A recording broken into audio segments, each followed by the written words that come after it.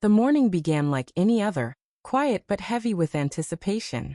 Oilia's hands moved methodically across the kitchen counter, chopping onions and bell peppers for her breakfast, the familiar scent curling through the air and wrapping her in memories of simpler days. She flipped patties in the skillet, listening to the soft sizzle, feeling the weight of her life as a silent observer in her own home. The carriage house was warm, the walls lined with faded photographs and shelves of knickknacks that reminded her of decades she had built carefully. Her husband had passed 10 years ago, and she had signed over the estate to her son, Tavorius, believing he would bear the responsibility of the family name with pride. She had imagined him as a man who would carry eagle's wings, soaring with honor, but instead he bent under the yoke of Kenyatta, his demanding wife, leaving her in this quiet exile, invisible and overlooked.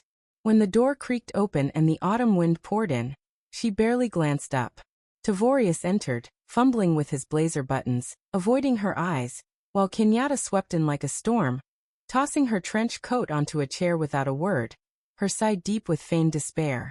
Tavorius tried to speak, his voice trembling as he searched for support from Kenyatta, who immediately took command of the room. "Mother Oilia, we have a crisis," she said, her voice coated in saccharine concern. She recounted the story of the roof, the east wing, the contractors, the mold and the rotted beams, a story so intricate and tragic it was almost believable, if not for the nagging feeling at the back of Oilia's mind. She remembered giving them $15,000 just days before, everything she had left for her burial fund, trusting that they would restore her home. She waited, silent, watching, listening, feeling the storm approaching, the tension building like static before lightning strikes.